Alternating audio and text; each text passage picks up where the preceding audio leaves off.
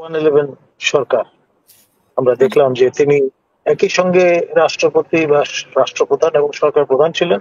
সেই একটি পদ অর্থাৎ সরকার প্রধানের পদ থেকে, প্রধান উপদেষ্টার পদ থেকে তিনি দায়িত্ব ছেড়ে দেন এবং আপনার ফখরুদ্দিন সাহেব তাকে আপনার এই দায়িত্ব প্রদান করা হয়। আলটিমেটলি এই যে রেফারেন্সটা, সেটা কিন্তু ভবিষ্যতে অ্যানালিস্টরা ব্যবহার করবে। আর ডি জুরো সেন্সে আপনার কোনো অস্ত্র ছিল এগুলি কিন্তু বলতে পারবেন না। এরা শিক্ষিত, তবে এদের দর্শনের মধ্যে আমি দেখছি একটা চরম ভুল, যে এদের চেতনার মধ্যে খেলাফত ইস্টাবলিশ করবেন, কিন্তু সেই খেলাফত কার কাছে যাবে? জর্ডানের একজন শেখ, যে ভদ্রলোক হবেন আমির, এবং তারা কৌশলে বাংলাদেশ থেকে নির্বাচন করছে, এখানে জনবহুল মুসলমান দেশ, সে আমিরের প্রচুর। হঠাৎ করে হিজবুত তাহরিরকে কারা মাঠে নামিয়েছে, হিজবুত তাহরির কিভাবে মাঠে নেমেছে, পাশাপাশি হাসিনা যদি বিচার না করে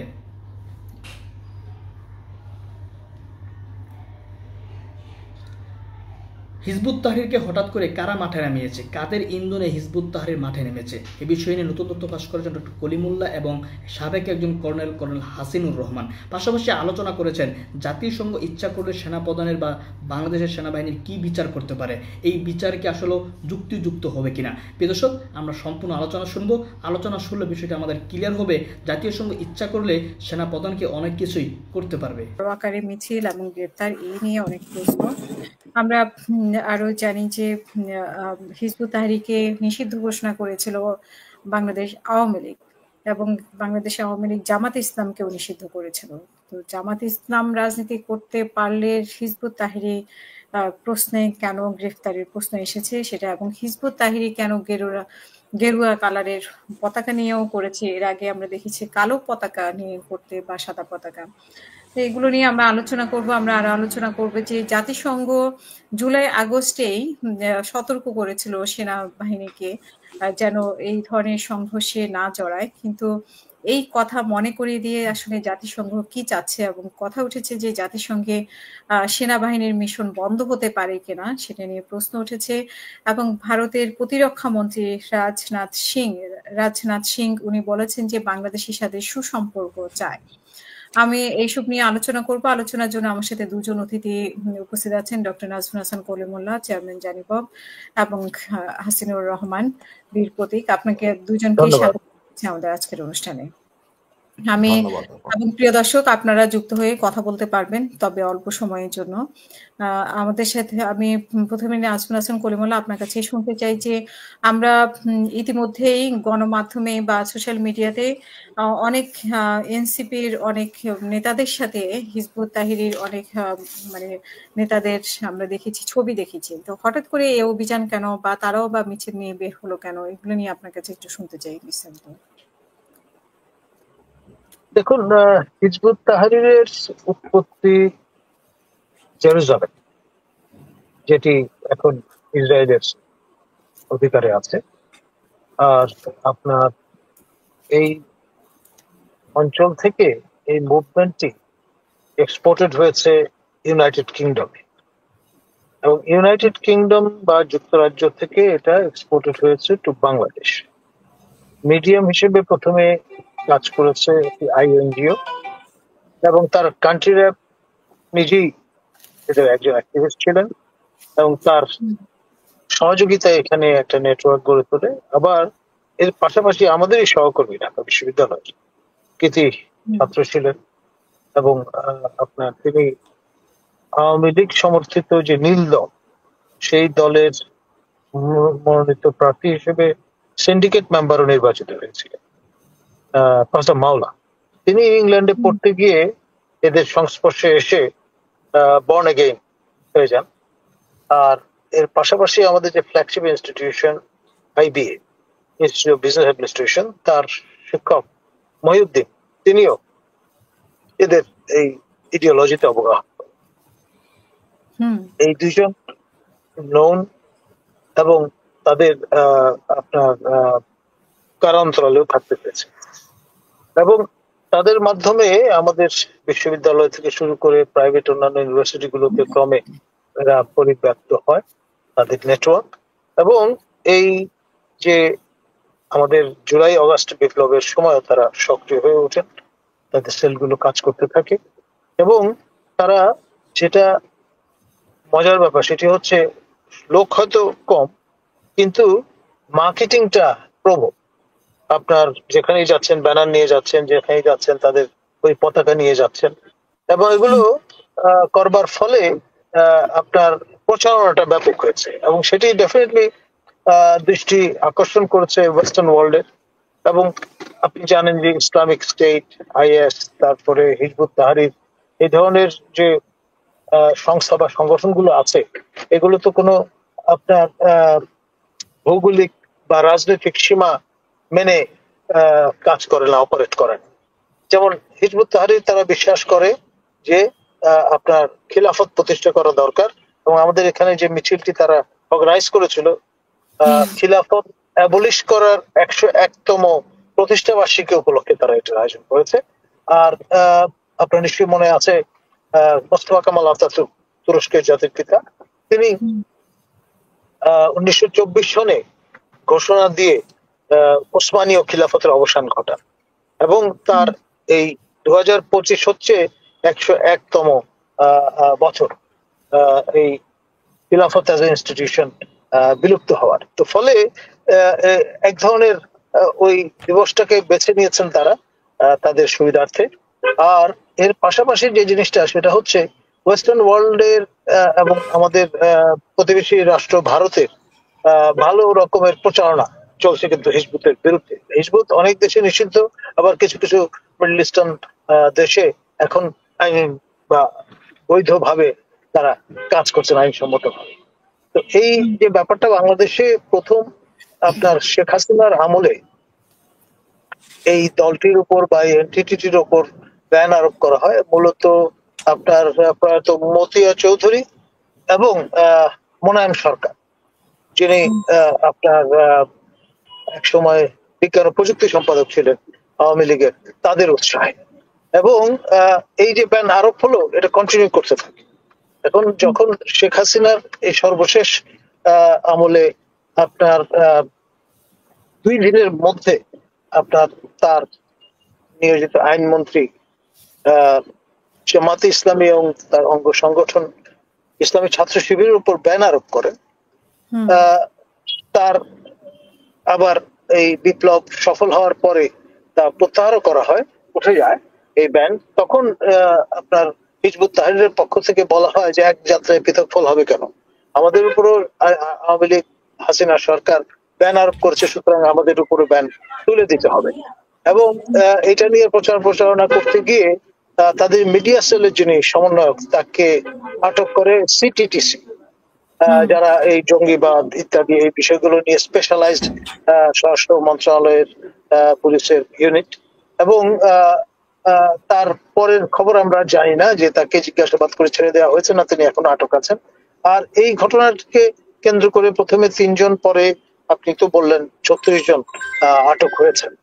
এবং তারা যে পরিমাণ রিয়াকশন টাইম পেয়েছে তাদের ব্যানার প্রদর্শনের, তারপরে অ্যাক্টিভিজম শো করবার, এক্সার্ট করবার, সেটা করে ফেলবার পরে আমরা দেখলাম আইন শৃঙ্খলা রক্ষাকারী বাহিনীর পক্ষ থেকে কাঁদানে গ্যাস নিক্ষেপ করা হয়েছে তাদের ছত্রভঙ্গ করার জন্য, তারপরে সাউন্ড গ্রেনেডও নিক্ষিপ্ত হয়েছে বলে শোনা গেছে। তো সব মিলিয়ে তাদের ছত্রভঙ্গ করতেও কিন্তু খুব বেগ পেতে হয়নি পুলিশের। মানে কারো মতে 3000, কারো মতে 2000 লোক সমাগম হয়েছিল এবং তারা জুম্মার পরে আপনার বায়তুল মোকাররম ওই অঞ্চলে তারা এই অ্যাক্টিভিজম শো করে, ডেমনস্ট্রেট করে। এখন আপনার জঙ্গিবাদের ব্যাপারে বর্তমান প্রফেসর ইউনূস সরকারের একেবারে পরিষ্কার অবস্থান তারা অফিসিয়ালি ব্যক্ত করবার জন্য সচেষ্ট এবং তার ডেমনস্ট্রেশন হিসেবেই এই ক্ল্যাম্প ডাউনটা। এখন ওই 32 নম্বরে যে জাদুঘর তা গুড়িয়ে দেবার সময়ও কিন্তু হিজবুতের ব্যানার এবং আপনার তাদের প্রেজেন্স অনেকে লক্ষ্য করেছে এবং ফলে বিভিন্ন সময়ে আপনার আমাদের এই মিরপুর রোডে তাদের বিভিন্ন সময় দেখা গেছে, আবার কখনো কখনো হিজবুতের পতাকা নিয়ে কেউ হয়তো আপনার রাস্তায় ঘুরে বেড়াচ্ছেন, সংখ্যায় কম কিন্তু ভিজিবল। আর সারা শহরে আপনার যে এই দেয়াল গাত্রে পোস্টার লেপন করার যে সংস্কৃতিটা, এই ব্যাপারে যদি আপনার প্রতিযোগিতা হয় তাহলে প্রথম স্থান তারা অধিকার করবে, এতে কোনো সন্দেহ নেই। হ্যান্ডবিল বিলির ক্ষেত্রেও কিন্তু তারা অন্য সকল দলের তুলনায় অনেক বেশি সক্রিয়। তাদের সেলগুলো হয়তো স্লিপারি টাইপের, কিন্তু যথেষ্ট মার্কেটিং সচেতন একটি দল এটা। আমার আপনার কাছে দুইটা প্রশ্ন, তারপরে আমি হাসিনুর রহমানের কাছে যাব। তাদেরকে আমরা আগে দেখেছি যে কালো পতাকা নিয়ে, তো হঠাৎ করে গেরুয়া পতাকায় কেন তারা গেল, এটি একটি বিষয়। আর হচ্ছে যে পুলিশকে আমরা এই 7 মাসে এরকম কাঁদানে গ্যাস বা এরকম ছত্রভঙ্গ পরিস্থিতিতে আমরা দেখি নাই, এত অ্যাক্টিভ। হঠাৎ করে পুলিশ এত অ্যাক্টিভ হলো কেন তাদের ব্যাপারে?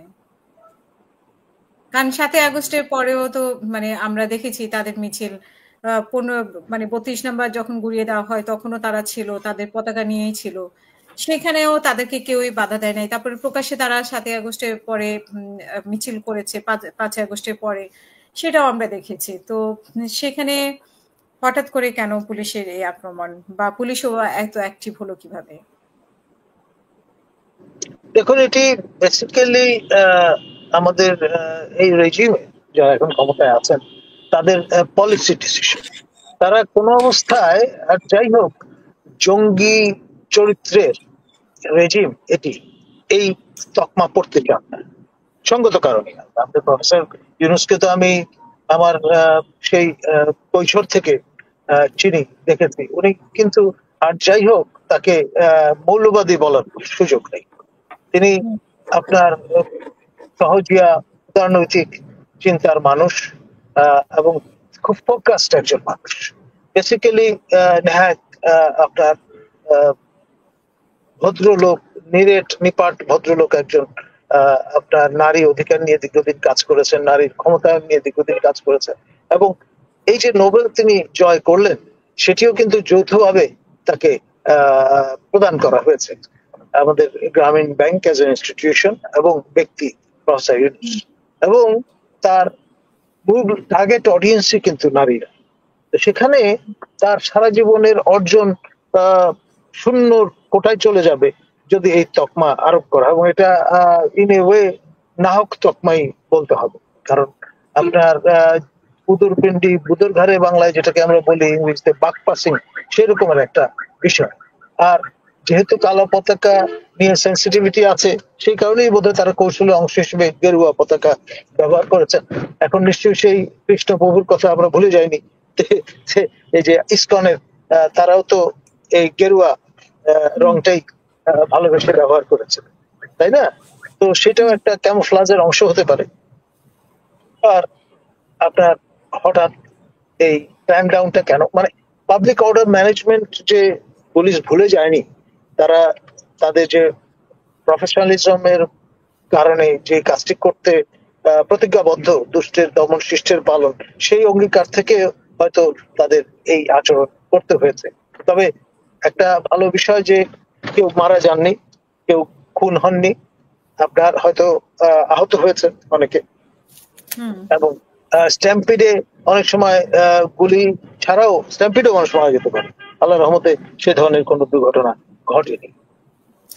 অসংখ্য ধন্যবাদ। আমি হাসিনুর রহমান আপনার কাছেও ছোট করে শুনতে চাইবো যে পুলিশকে আমরা অ্যাক্টিভ দেখি না, আমরা বলি যে আইন শৃঙ্খলা বাহিনী কোথায় আছে, পুলিশের কোনো উপস্থিতি নাই।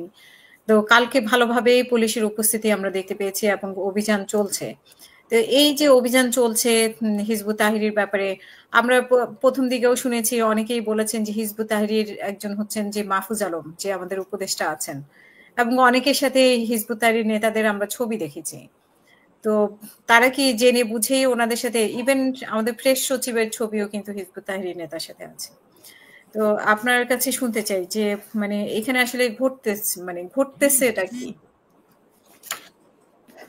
বিসমিল্লাহির রহিম। আপা, সকল দর্শক আসসালামু আলাইকুম। আমার খুব সৌভাগ্য হয়েছিল জেলে এদের সাথে সখ্যতা হওয়ার। তবে আমি এইটুকু বোঝা গেছে, যতটুকু আমি বুঝি, বা সেটা হলো এদের সবাই শিক্ষিত। এরা জানে কিভাবে জনমত সৃষ্টি করার জন্য, ইন্টারন্যাশনাল মিডিয়াকে আকর্ষণ করার জন্য এইসব জ্ঞান তাদের আছে এরা। আর এদের বড় সমস্যা হলো এদের, আমি যেটা মনে করি, এরা খিলাফত প্রতিষ্ঠিত করতে চায়। এটা যে কোনো নাগরিক চাইতেই পারে, যে কোনো মুসলমান চাইতেই পারে। কারণ কথা হলো, আপনি যদি স্পেস না দেন তখন কিন্তু তার বৈরী হয়ে যায়। আপনার কেউ বলতে পারবেন না হিজবুত তাহরির হাতে বোমা ছিল, এরা মারণঘাতী কোনো অস্ত্র ছিল, এগুলি কিন্তু বলতে পারবেন না।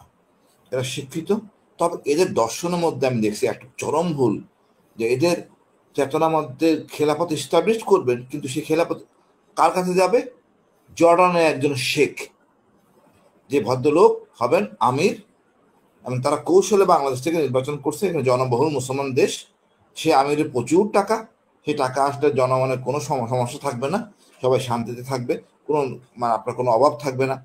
এবং তারা যে এটা নিয়ন্ত্রণ নিতে পারে বাংলাদেশের, তাহলে আপনি মনে করেন অভাব না থাকলে তো কোনো সমস্যা থাকার কথা না। এবং সেই জর্ডানি আমির সাথে তার সৈন্য সামন্ত, সেনা প্রধান, জেলা প্রশাসক, পুলিশ প্রশাসক সব নিয়ে আসবেন, টিম সেট আপ করা আছে। দেশ হিসাবে তাদের সিদ্ধান্ত হলো এই আমাদের দক্ষিণ এলাকার গরিব দেশ, যেখানে তারা মোটামুটি একটা স্টেবল, একটা ভালো একটা ভূমিকা রাখতে পারবেন। আর চরমভাবে এরা এন্টি ইন্ডিয়ান, এই এন্টি ইন্ডিয়ান এই জিনিসটাকে কিন্তু আমাদের শিক্ষিত শ্রেণী বা আজকে যে আন্দোলনে, জুলাই আগস্ট আন্দোলনের সবাই এটাকে এক অংশ পছন্দ করছে। বিডিআর ম্যাসাকারের পর এরাই একমাত্র দল যে রাজপথে এই পোস্টার লাগানো, এই যে ইন্ডিয়া এই কাজ করছে, বিডিআর হত্যা করছে, তারপর বিডিআর ইন্ডিয়ান লোক ছিল, এরাই করছে। তারপরে থেকে সরকারের একেবারে রোশন আলো কিন্তু হিজবুত তাহরির, এর আগে ছিল না। বিডিআর এর সঙ্গে একমাত্র দল বলবো, ধর্মীয় দল বলেন, যাই দলেন, সবাই চুপচাপ বসে বসে কাঁদছে। এই একটা দল কিন্তু রাজপথে এসে গেছে, পোস্টারিং রাতে করতো, এবং এন্টি ইন্ডিয়ান পোস্টার, এবং সেনাবাহিনীর পক্ষে। সেনাবাহিনী অনেক অফিসার এই মনের কষ্টের সাথে কথাও বলছে, আমিও কথা বলছি 2 দিন। বাট ওই দর্শন বললাম যে আমরা কি শাসন করতে শাসক হইতে পারি না? বাইরে থেকে শাসক আনতে হবে কেন? এই জায়গায় তাদের সাথে আমাদের বড় সমস্যা। রাজনীতি করার অধিকার আপনার সবার আছে, সকল দলের, সকল ইসলামী দল, আমি বিশ্বাস করি বাংলাদেশে যত ইসলামী দল আছে সবার কিন্তু মনে খায়েশ আছে খেলাফত, কেউ বলতে পারবে না। এখন সমস্যা হলো এই খেলাফতটা সবার মনে খায়েশ, সকল মুসলমানের খায়েশ, আমাদের খেলাফত প্রতিষ্ঠিত করতে হবে, এটা থাকতে পারে। কিন্তু আপনারা যদি তাকে স্পেস না দেন রাজনীতি করা, অপরাধটা বলেন কেন, কি সমস্যা, সে কেন জঙ্গি? জঙ্গি হওয়াটা নিয়ম থাকতে হবে তো, এই কারণে সে জঙ্গি। মানে আওয়ামী লীগ কেন তাদেরকে নিষিদ্ধ করেছিল? ওই যে আপনি বলেছেন যে বিডিআর হ্যাঁ, এন্টি ইন্ডিয়ান, 1 নম্বর চরম এন্টি ইন্ডিয়ান এরা। আর এরা আমি তাহলে গেরুয়া পতাকা কেন? গেরুয়া পতাকা তো ইন্ডিয়ান বা ইসকনরা ইউজ করে, তো সেখানে তারা কেন ব্যবহার করেছে? আপনাকে উস্কানোর জন্য। আর সরকারের ব্যাপারটা হলো কি, আপনি বুঝেন, এরা আওয়ামী লীগ ব্যান করছে বা খেপসের উপরে ইন্ডিয়ার বিরুদ্ধে কথা বলতেছে, ইন্ডিয়ান সেনাবাহিনী বাংলাদেশে আক্রমণ করছে, ইন্ডিয়ার বিরুদ্ধে এই কাজটা। আর এদের যে সমস্যা, এই বর্তমান সরকারের সমস্যা হয়েছে, প্রতিদিনই একটা না একটা ইস্যু থাকে। আপনি প্রেস ক্লাবে যান, দেখবেন প্রত্যেকদিন 4-5টা 6-7টা স্লোগান, বক্তৃতা, সেমিনার চলতেই আছে। সরকার বিরক্ত।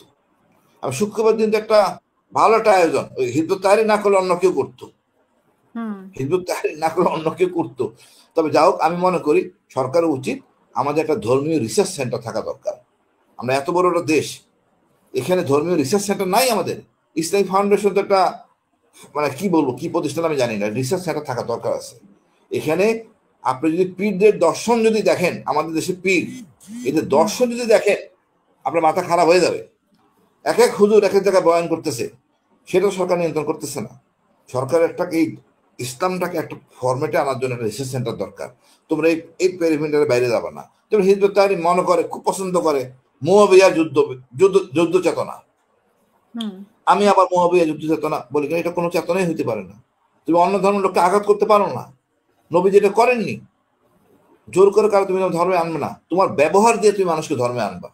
এটা হবে ইসলামের ধর্ম, ইসলামের আদর্শ। ওরা ওই মুআবিয়া চেতনা বিশ্বাস করে, এটা তো আসলে ভয়ঙ্কর। এই জন্য এগুলি যদি আমরা কাউন্সিলিং না করি, আমাদের জ্ঞানী লোক কাছে কাউন্সিলিং না করি, তাহলে তো এটা হবে না। কারণ আমরা ওই দূরে সরাই রাখি, আপনি বন্ধ করে দিলেন, না কাজ করতে দিব না, এটা কোনো সমাধান না। গণতন্ত্রের জন্য আপনাকে স্পেস দিতে হবে। রিসার্চ সেন্টার করে দেন, ওরা আলোচনা করুক, নিজের ধর্ম প্রচার করুক। আমরা এক পীর আরেক পীরকে মানে না এমন দেশ আমরা। কম করে হলে 100 জন পীর আছে, তারপরে তো মাদাব নিয়ে তো বহুত কাহিনী আছে। সরকারের একটা ফরম্যাটে নিয়ে আসা উচিত। আপনি যদি আজকে ঈদ করেন, যেন আমি সৌদি আরবের 10 ঈদ করি, বাট হয়তো অন্য বললে মারামারি পর্যন্ত হয়ে যাবে। এই জিনিসগুলির মধ্যে অনেক গোড়ামি রয়ে গেছে। আমার মনে হয় এটা পরিষ্কার করা উচিত। 18 কোটি লোকের দেশ, এটা সমস্যা সমাধান করতে হবে আমাদের। তাহলে মাঝখান দিয়ে আমরা বহির্বিশ্বে আমাদের খারাপ ধারণা মেসেজ যাবে আমরা আসলে জঙ্গি। আসলে জঙ্গি না, জঙ্গির ফরম্যাট তো ঠিক নাই। বড় জঙ্গি তো আওয়ামী লীগ। আওয়ামী লীগ বড় জঙ্গি। সেই আওয়ামী লীগে তো হিজবুত তাহরীরে তারা নিষিদ্ধ করেছে, কিন্তু এই সরকার কেন আওয়ামী লীগকে ফলো করবে? আওয়ামী লীগ হিজবুত তাহরীর নিষিদ্ধ করছে এন্টি ইন্ডিয়ান এবং বিডিআর ইস্যুটাকে হাইলাইট করার জন্য। এই সরকার মাইক থাপ্পড় যাই মারছে পুলিশ গ্যানেট সোর্সে, এটা করছে বিরক্ত হইয়া। কোনো একটা দিন এই সরকার আরামে নাই, স্বরাষ্ট্র উপদেষ্টা একদিনও আরামে নাই, খালি মানে সোশ্যাল মিডিয়ায় বকাঝকার উপরেই আছে। আর জনগণ তো সবাই গালাগালি করতেছে এই স্বরাষ্ট্র উপদেষ্টা থেকে। আমি সেনাবাহিনীর সদস্য হিসাবে আমার কাছে খুব কষ্ট লাগে। কি যায় যদি এই দায়িত্ব নিয়ে কি বিপদে আছে প্রত্যেক দিন, মানে প্রত্যেক জায়গায়। পারলে এখন ভিখারিরা এখন আন্দোলন করে, 10 টাকা নিজেকে ভিক্ষা দিবে না, মানবো না, এই অবস্থা। তা আমার এই হলো আমি মনে হয় হিজবুত তাহরীর। বাট হিজবুত তাহরীর বলবো শিক্ষিত ছেলেগুলো, এদের বোঝানো সম্ভব, এদের স্পেস দেন। ওই সরকার ভয় করে, সত্য কথা বলবে, ঢুকে যাবে, জনগণ আকৃষ্ট হবে। হুজুরদের হলো গোয়ার তুমি রয়ে গেছে। আমাদের হুজুরদের বড় সমস্যা হলো নারী বিদ্বেষী কথাবার্তা বলে, এটা হুজুরদের আমাদের বড় সমস্যা। হিজবুত তাহরীর এটা বলে না। হিজবুতের প্লাস পয়েন্ট আমাদের অর্ধেক নারী অর্ধেক পুরুষ, এর মধ্যে অনেক ভাগাভাগি আছে। হিজবুত তাহরীর কিছু প্লাস পয়েন্ট আছে, এটা একটু সমস্যা হবে। তো সরকার একটা রিসার্চ সেন্টার করা উচিত, বেশ কিছু স্কলার নিয়ে আলোচনা করেন, দেখা যাক কি আসা যায়। আমার মনে হয় এই সমস্যা সমাধান করা যাবে। আর সরকারের আচরণ তো বললামই, সরকার প্রচন্ড ক্ষেপে গেছে এইসব উত্তপ্ত কারণ ছাড়া ঝামেলা। কোনো কারণ নাই, কারণ ছাড়া এসে বসে পড়তেছে প্রেস ক্লাবে, মানে সব জায়গায়। মানে এটা কাম্য না দেশের নাগরিক হিসেবে। তো হিজবুত তাহরীর কথা হয়েছে, আপনি বলছেন জেলে কথা হয়েছে, তারা কি চায় আসলে বাংলাদেশে, তারা কি প্রতিষ্ঠা করতে চায়? আপা এরা প্রকাশ্যে বলে খেলাফত, বাট প্রত্যেকটা ইসলামিক দল খেলাফতে বিশ্বাসী। এরা জেলে ছিলাম, আমি জেলে সবাইকে ডাকছি, 6-7টা দল ছিল, তোমরা আমার সিদ্ধান্ত দাও আমি কোন দলে যোগ দিব। তারা সিদ্ধান্তে আসতে পারে নাই। আপনার তো খেলতে হবে এদেরকে নিয়ে। এদেরকে বলেন তোমরা একটা ফরম্যাট বানাও, কোন ধর্ম কোনটা আমরা মানবো। কোরআন তো এক, কোরআন তো এক, এত বিভেদ কেন? ফয়সালা করো মাঠে, নাহলে তোমারটা বন্ধ করো। এক পীর আরেক পীরকে মানে না। আপনি শুধু হাটহাজারে কি বলে আমাদের মিরপুর 1 নম্বর মাজারে গেলে পাবেন কত রকম ভণ্ড, সব আসলে ধান্দায় কাজ করে। এই জন্য আমি বলি আপা আপনি রিসার্চ সেন্টার করে দেন, ধর্মীয় রিসার্চ সেন্টার, সবাই থাকুক, সব ধর্মের জন্য করে দেন না, অসুবিধা নাই তো। এটা ইসকন বা সনাতন কোনটা হইতে পারে বৌদ্ধ ধর্মের, অসুবিধা নেই তো। পড়াশোনা করতে সমস্যা কি? ওখানে পিএইচডি ডিগ্রি দেওয়া হবে, রিসার্চ পেপার লাগবে, আমরা করবো, অসুবিধা করতে করিমাল্লা স্যার থাকবে, কোনো সমস্যা নাই, আমরা ভর্তি হবো, শুনি আমরা হাদিস। আমি তো জেলে থাকার জন্য সব হাদিস পড়ছি, সব হাদিস পড়ে আমি কনফিউজ। এমন এক কোরআনে বিশ্বাস করি, আমার ঝামেলা দরকার নাই, বাংলা কোরআন আমার জন্য যথেষ্ট। ধন্যবাদ আপা। আমি ডক্টর নাজমুল হাসান কলিমুল্লাহ আপনার কাছে যেটা জানতে চাই যে জাতিসংঘ সতর্ক করেছিল, এটা আবার মনে করিয়ে দিয়েছে, জাতিসংঘ আসলে কি শান্তি মিশনে সেনাবাহিনীকে ব্যান করতে পারে কিনা? দেখুন, আপনার 1/11 যখন ঘটে তার বছরখানেক আগে areca Thomas, his Excellency the ambassador of America to Bangladesh, তিনি একটা সতর্কবাণী উচ্চারণ করেছিলেন যে আমাদের রাজনীতিবিদরা যদি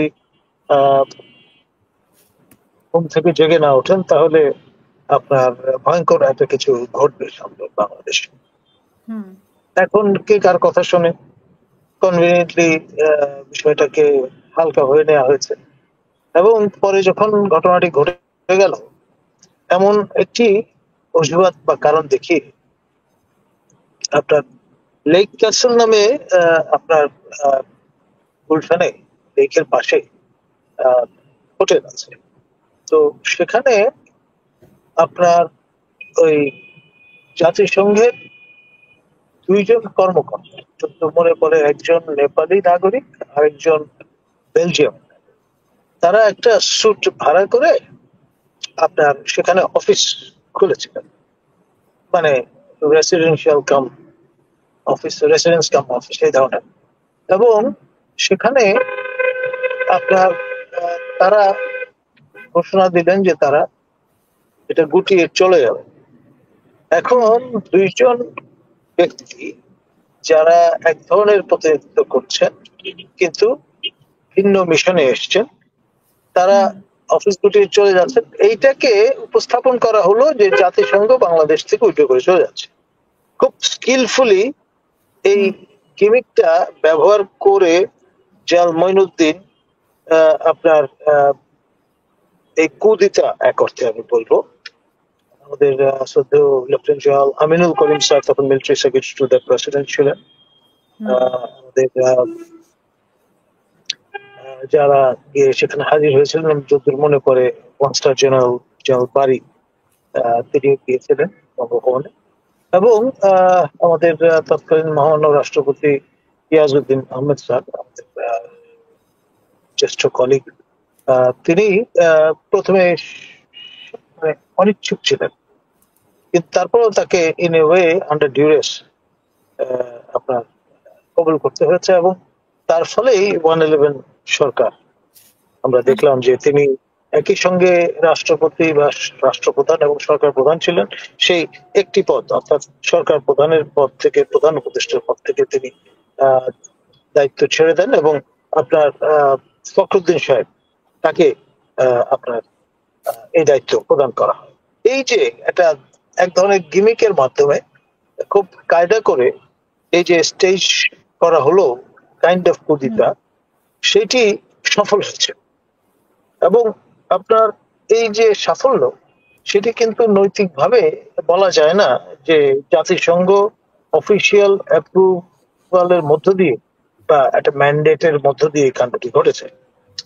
আর এখন যে কথাটি মৌকা সাহেব বলছেন, ইন এ ওয়ে তার ভূমিকা একটা বিশেষ আপনার লেভেলের অধীনে, এবং তিনি যেটি বলবার চেষ্টা করছেন সেটি এক ধরনের মোরাল দায় কিন্তু চলে আসে, এবং সেটা বর্তমান রেজিমের যারা বিরোধী তারা ডেফিনেটলি স্কিলফুলি ব্যবহার করবেন আপনার প্রয়োজনে।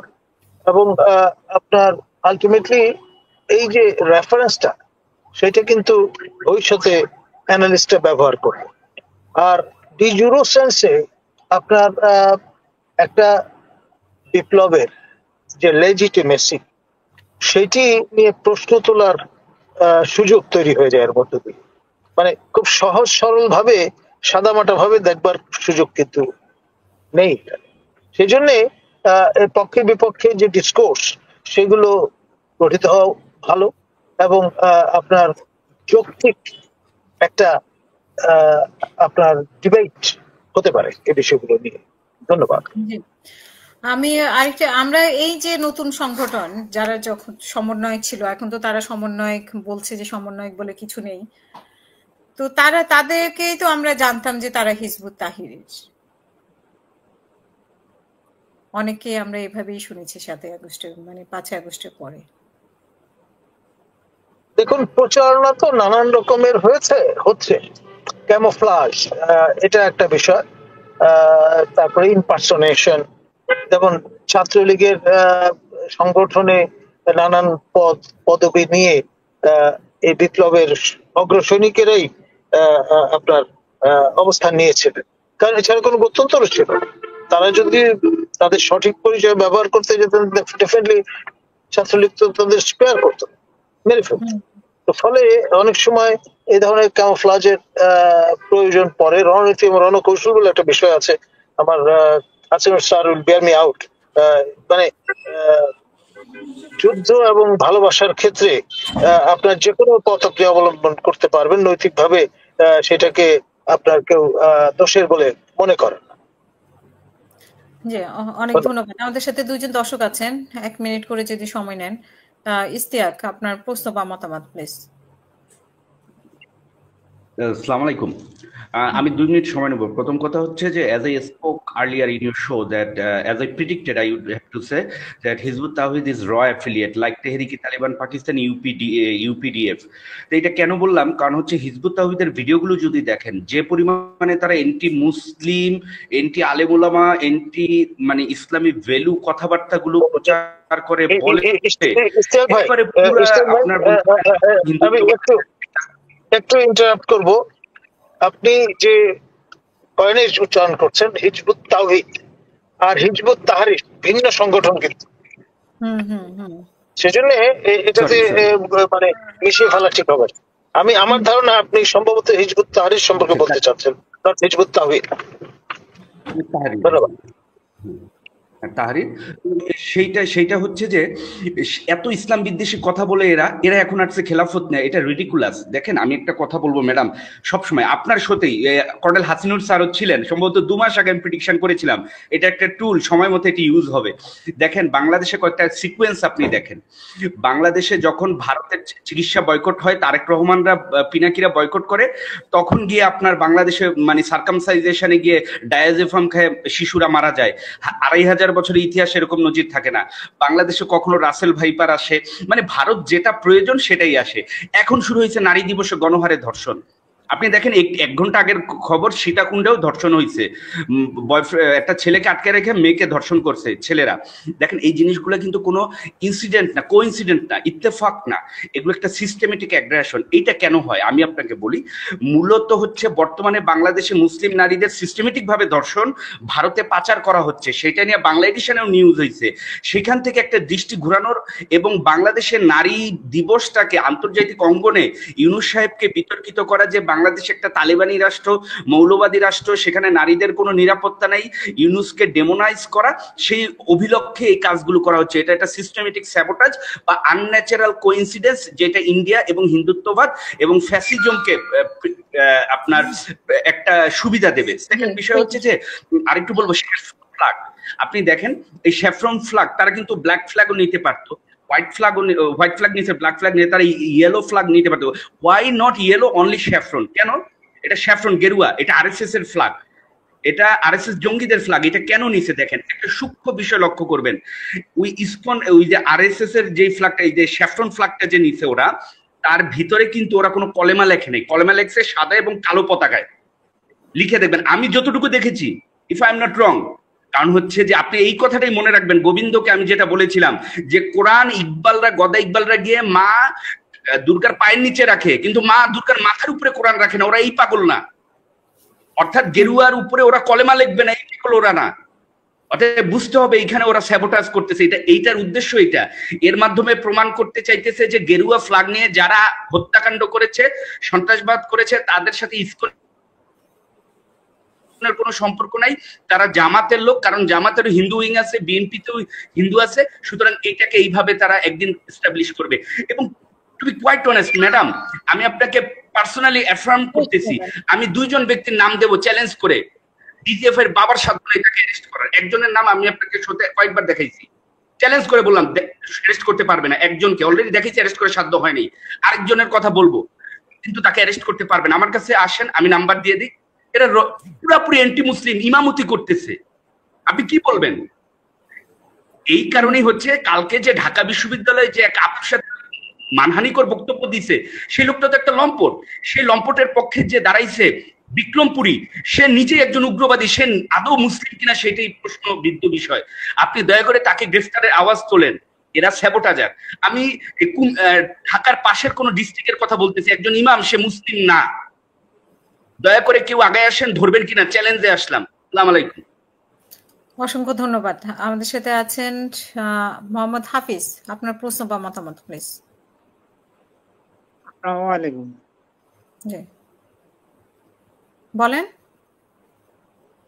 বীর প্রতীক হাসিনুর স্যারকে বিশেষ করে মানে কথাটা বলছি, স্যার বললেন যে হাদিস অনেকটা পড়ছেন, কিন্তু আসলে বিষয়টা অ্যাডজাস্টিং করতে পারছে না যে সত্য কোনটা বা সঠিক কোনটা। তো আমি স্যারকে একটা বিষয় খালি অনুরোধ করব যে স্যার দেখেন, 21 সালের পর থেকে 5 আগস্ট 24 সাল পর্যন্ত এন্টি হাসিনা যত মিডিয়া আছে, প্রতিটা মিডিয়ায়, ম্যাডাম আপনাকে সরি বলছি, কারণ আরো আমার অনেক মিডিয়া আছে যেখানে প্রতি রমজান মাসে দেখছি সংবাদ পরিবেশনের সময়, অনুষ্ঠান পরিচালনার সময় মাথায় অন্তত একটু হিজাবটা ব্যবহার করতো, এই উদ্দেশ্যে যে আমরা 11 মাস পরে একটি মাস একটু রমজান মাস পেয়েছি। কিন্তু 5 আগস্টের পরে এই যে রমজান মাস, আমি সমস্ত মিডিয়ায় দেখলাম আমরা সেটা থেকে দূরে সরে গেছি। অর্থাৎ কেউ দাড়ি টুপি ব্যবহার করলো বা কোনো দলের নাম দিয়ে যে ইসলামকে ক্ষতি করলো বা সেই সঠিক ইসলাম, এটা আমাদের বোঝাটাও একটা মনে হয় ভুল হবে। কারণ দাড়ি টুপি স্যাম্পল এটাই ইসলাম না। যেহেতু আপনি বললেন যে হাদিস কোরআন অনেকটা রিসার্চ করছেন, তো আমি খালি বলবো ধর্মীয় জ্ঞান যেটুকু নিজে সঠিকভাবে বুঝতে পারবো, এইটুকু যদি আমরা আমল করি তাহলে আমরা সঠিক পথটা পাইতে পারি। কারণ আল্লাহ রসুল 1400 থেকে 1500 বছর আগে ভবিষ্যৎবাণী করেই গেছেন যে এরকম ইসলামের নাম নিয়ে 73টা দল আসবে, 72টায় জাহান্নামী, একটা যাবে জান্নাতি। আসলে সেটা কোনটা সেটা আমরা নিজেরাও জানি না, তারপরেও আমরা সত্যটাই মনে করে সামনের দিকে এগোবো। তো স্যারকে অসংখ্য ধন্যবাদ, স্যার অনেক কথাই বললেন। তা আমি খালি বলবো যে আমরা যখন বিজয় পাই না স্যার, আমরা ইসলাম ইমান এগুলো ভুলে যাই, আর যখন কষ্টে থাকি তখন আমরা খুবই ক্ষুধাভক্ত হই, তখন আমরা বারবার আল্লাহ আল্লাহ করি। এটা আমাদের একটা নৈতিকতার অভাব। স্যার আসসালামু আলাইকুম। ধন্যবাদ আপনাকে। জি, আমাদের নৈতিকতার অভাব। আমরা আসলে এখন সমস্যা হচ্ছে মেয়েদেরকে নিয়ে, মানে মেয়েরা কি পড়বে, কিভাবে পড়বে, সব মানে বাংলাদেশের পুরুষরা ঠিক করে দিবে। বিষয়টা আসলে মানে কেমন হয়ে গেল আসলে। এবং এইখানেও কি ভয়ের কারণে আগে এরকম হতো, উনি যে উদাহরণগুলো দিয়েছেন সেটা আমার আপনাদের দুজনের কাছে প্রশ্ন থাকবে। বাট আমি বাকি যে প্রশ্ন করতে চাই আপনার কাছে, সেনাবাহিনীকে আসলেও কোনো সমস্যায় পড়তে পারে কিনা, মানে মিশনে থেকে শুরু করে, মানে জাতিসংঘের মিশন থেকে শুরু করে অন্য কোনো সমস্যায় পড়তে পারে কিনা জুলাই আগস্টকে কেন্দ্র করে। আপা আসসালামু আলাইকুম। জাতিসংঘের মিশনের অনুরোধেই সেনাবাহিনী বিদেশে যায়। আমি জাতিসংঘের কথা যদি না শুনি, আমি নিজেই যদি দেশের সমস্যা সমাধান না করি, আপনি দেখছেন ইউএন এর এপিসি রং করা, আমরা জানি এটা রং করলে ইউএন হয়ে যায়, আবার রং না করলে বাংলা সেনাবাহিনী হয়ে যায়, এটা কথা না। আপনি এপিসি ব্যবহার করতেছেন নিরস্ত্র লোকের বিরুদ্ধে, আপনি নিজেই ঠিক নেই, আপনি কিভাবে অন্য দেশের শান্তি রক্ষা করবেন? ইউএন চাইলে অনেক কিছু করতে পারে, বাট এই জিনিসটা করলে কার সুবিধা পা? এটা মূলত দেখা যাবে যে পাকিস্তান সেনাবাহিনী অনেক ট্রুস পাঠাতে পারবে, ইন্ডিয়ার অনেক ট্রুস পাঠাতে পারবে, কিন্তু ইন্ডিয়াকে সব দেশ লোক অ্যাকসেপ্ট করে না, মুসলিম দেশগুলোতে ইন্ডিয়াকে অ্যাকসেপ্ট করে না ধর্মীয় কারণে। তো বাংলাদেশের গ্রহণযোগ্যতা আছে, বাংলাদেশের বড় গ্রহণযোগ্যতা হলো বাংলাদেশের সেনাবাহিনী মদ খায় না এবং সুশৃঙ্খল এবং উন্নত মানের দৃষ্টিভঙ্গি, এবং সেনাপ্রধান থেকে শুরু করে প্রায় এটা ইন্সপেকশন করা হয়, কোনো ভুল ত্রুটি আছে কিনা সংশোধন করা হয়, গুণগত মান শৃঙ্খলা মান অনেক উপরে। তো সেনাবাহিনী যদি ইউএন বলে থাকে সেনাপ্রধানের এই সামর্থ্য নাই যেটা করলে তো সেনাবাহিনীর মধ্যে গন্ডগোল হবে। যাই হোক, সেনাবাহিনী আমরা প্রথমে মনে করেছিলাম অত ওয়াকার, জেনারেল ওয়াকার জনগণের সাথে ছিলেন, যার সাথে যদি ইউএন এর চাপ থাকে তাদের না থেকে উপায়ই নাই। এখন বড় কথা হলো আপা, আমরা মানুষ, সৃষ্টির সেরা জীব। আপনি সশস্ত্র বাহিনী লেলাই দিয়েছেন আপনি কাদের বিরুদ্ধে? নিরস্ত্র লোকের উপরে। এটা কলঙ্কিত অধ্যায়। আর যেটা বললেন, আমি যেটা প্রথমে আপনার যেটা বললাম আপনাকে, নারী না, এটা ইসলাম, এটা নাই। কোরআনের মধ্যে যা আছে আপা, তার যদি আপনি কিছু আমল করতে পারতেন আলহামদুলিল্লাহ, কিছু দরকার নাই। আর হাদিস দিয়ে কথা বলে লোকজন, কোরআনটাই তো হাদিস, সহি হাদিস বলে তো কোরআনটাই আসল হাদিস। আল্লাহ তো আসমানে কিতাব পাঠাই দেয় নাই, আকাশ থেকে ফেলাই দেয় নাই, নবীর মুখ থেকে আবিষ্কার বলা হয়েছে, এটা কোরআন। কোরআনটাই হলো আসল হাদিস। আপনি ওইটাকে পালন করেন পূর্ণভাবে, তারপর অন্যদিকে যান। বিকজ ওইটা কোনো গ্যারান্টি কতখানি আছে আমরা জানি না, হয়তো হইতে পারে, নাও হইতে পারে। ভবিষ্যৎবাণী নবী কখনো করেন নাই, এর কারণ নাই, এটা তো কোরআনের বিপক্ষে কথা হবে। তো ভবিষ্যৎবাণী 18 না 72 না মানে 1200 বা 7000 জানা দরকার নাই ফিরকা। আমি আমার ধর্ম মানি, এক আল্লাহকে স্বীকার করি, নারীকে বন্দি করার অধিকার আমাকে দেয় নাই, কোরআন তো বলে না। আপনি দেখেন পর্দার হিজাবের কথা, আল্লাহ বলতেছেন বুকের উপর ঢেকে দাও, যা সম্ভ্রান্তের প্রতীক। আল্লাহ সম্মান দিয়ে কথাটা বলতেছে, আর আমরা কিভাবে বলতেছি? আমাদের আচরণের জন্য আমরা নারীরা ক্ষুব্ধ, আর এতে আমাদের নিজেদের মুসলমান মেয়েদেরকে আমরা দলে আনতে পারতেছি না, বুঝেই আনতে পারতেছি না। আমরা হুকুম করে যা হলো আমাদের কোরআন বলে না, যা কোরআন বলে না। আপনি অনেক কিছু উদাহরণ দিলে আপনি অন্য সময় বলবো, তারা এত গোয়ার এই হুজুররা, এটা ঠিক না। ইসলাম তা বলে না, কোরআন তা বলে না। হাদিস নিজেদের মন মতো বানাইছে তারা, নিজেদের মন মতো, যেটা ওই জহি হাদিস মানলো নাকি সোহাব, কি বলবেন না, কিছু বলার নাই। যদি আমি এখন বলি ওই ফরজ আর নফলের বাইরে কোনো ইবাদত নাই, দেখবেন খেপে যাবে। ইবাদত তো আল্লাহর, সুন্নত বলে কোনো ইবাদতই নাই। আমি নবী কোরআন দেখে নবীকে মানবো, নবী এটা করছে কিনা না জানলে অসুবিধা নেই, কোরআনটাই মানি। কোরআন তো একদম পরীক্ষিত, কোথাও কোনো রকম বিতর্ক নাই। বিতর্ক কোন জায়গায়?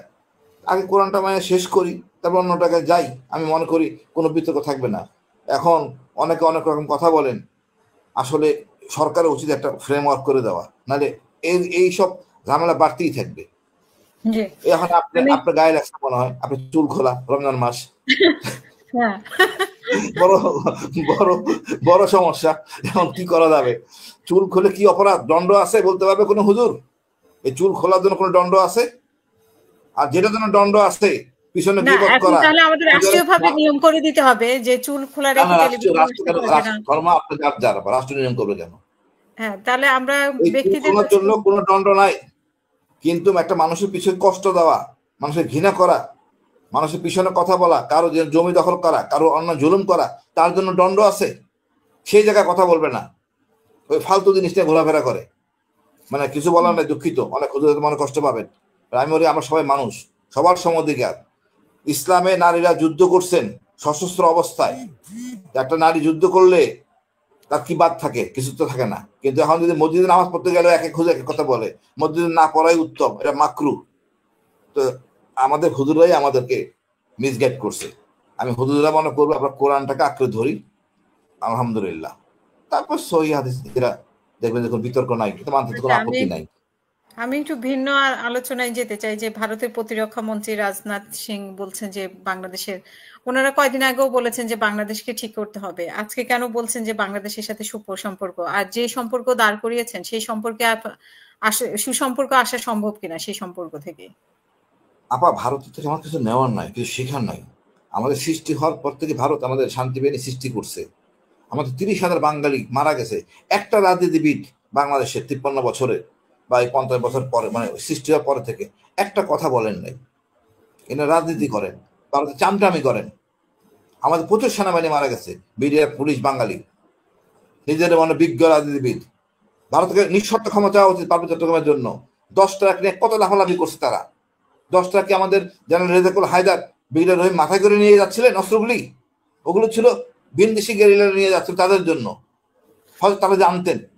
এটা কত বড় অপরাধ, এই জন্য মৃত্যুদণ্ড দিচ্ছেন অস্ত্র দ্বারা। অস্ত্র মামলা কেন হয়? যদি তার কাছে অস্ত্র থাকে, অস্ত্র জাহাজে আপনি মামলা দিলেন তার শরীরে, অস্ত্র মামলা। এটা হবে পাচারের মামলা। ওইখানে যে গরু থাকতো অস্ত্রের জায়গায়, তখন কি বলতেন গরু মামলা? তা তো বলতেন না। ভারত আমাদের অস্ত্র দিল, প্রশিক্ষণ দিল, ট্রেনিং করাইলো, এই লোকগুলি এখনো জীবিত। আমরা তো আন্তর্জাতিক আদালতে মামলা করতে পারি। একটা রাজনীতিবিদ কথা বলে নাই, সব চাপাবাজি করে গেছে। দুঃখ লাগে।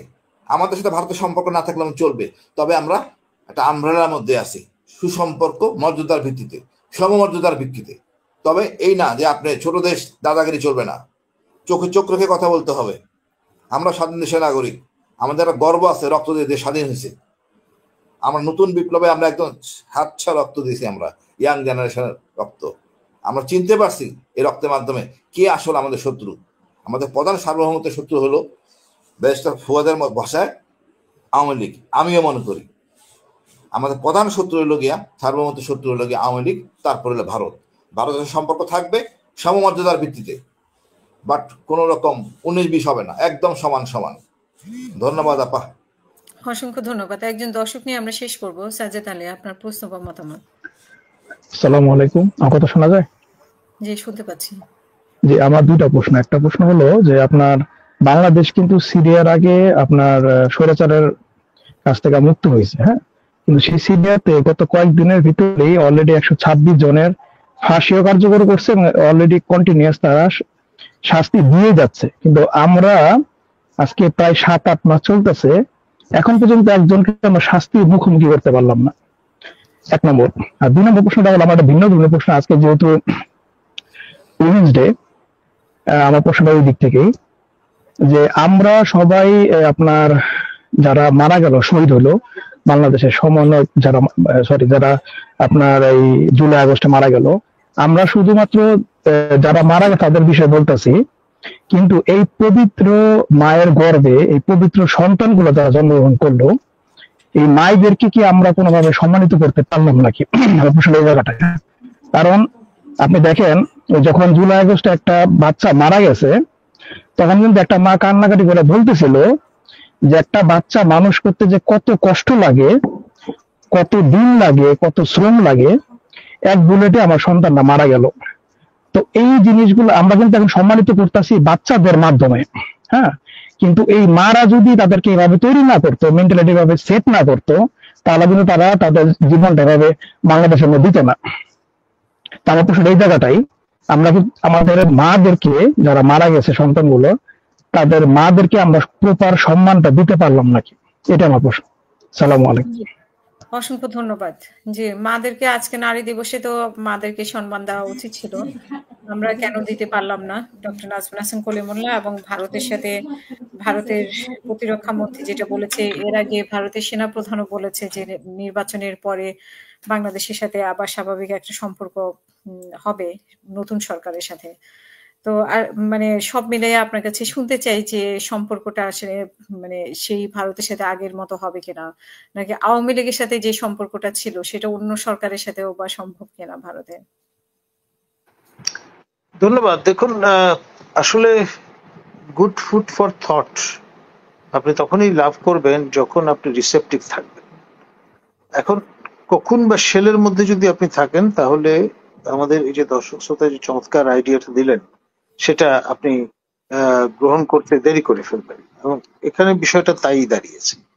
সঠিকভাবে যদি যারা এই মহিলা ও শিশু বিভাগ মন্ত্রণালয়ের দায়িত্বে আছেন তাদেরকে যদি জানান দেওয়া হতো, তাহলে হয়তো এরকম একটি ইনোভেটিভ প্রোগ্রাম করা যেত। But it's never too late to mend.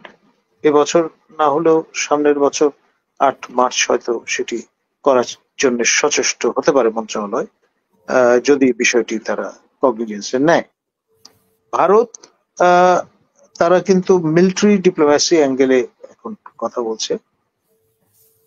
তাদের সেনাপ্রধান তিনি অতীতের সকল রেকর্ড ভঙ্গ করে রাজনৈতিক বক্তব্য দিয়েছেন, এনিওয়ে পলিসি যেটা এফেক্ট করে এরকমের একটি বক্তব্য রেখেছেন, এবং সেটি তারা অ্যাসার্ট করবার চেষ্টা করছেন। আমাদের মনে রাখতে হবে যে আমরা যে অঞ্চলে আমাদের অবস্থান, সেটি বেসিক্যালি ইস্টার্ন কমান্ডের অধীনে ভারতের, কারণ আমাদের চারপাশে কিন্তু ভারত, টেকনিক্যালি স্পিকিং, উত্তরে, পূর্বে, পশ্চিমে, দক্ষিণে।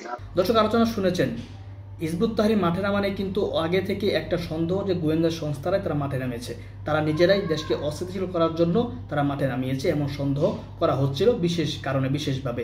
পাশাপাশি আলোচনা করছে ডক্টর কলিমুল্লাহ যে সেনাপ্রধানকে কেন তারা ফাঁসাতে পারে, কারণ সেনাপ্রধান 5 আগস্টের পরে সেনাবাহিনী গুলি করেছে, আর এর দায়ভার তো অবশ্যই এই সেনাপ্রধানের উপর পড়বে। যখন 5 আগস্টের আগে জাতীয় সংঘ থেকে চিঠি দেওয়া হয়েছে যে আপনারা গুলি করলে আপনাদের শান্তিরক্ষা মিশন বাদ হয়ে যাবে, তখনই কিন্তু সেনাবাহিনী বা সেনাপ্রধান নির্দেশ বা তারা আদেশ জারি করেছে তারা ছাত্র জনতাকে গুলি করবে না।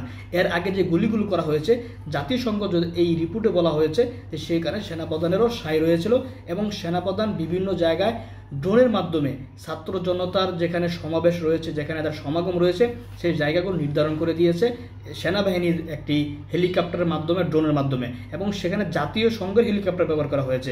জাতীয় সংঘের এই প্রমাণগুলো দিয়ে যদি জাতিসংঘ ইচ্ছা করে, সেনাপ্রধানের অবশ্যই বিচার করা সম্ভব হবে। যে প্রিয় দর্শক, এখানে আলোচনাগুলো শুনেছেন, আলোচনা শুনে আপনার ব্যক্তিগত মতামত কমেন্ট বক্সে কমেন্ট করবেন।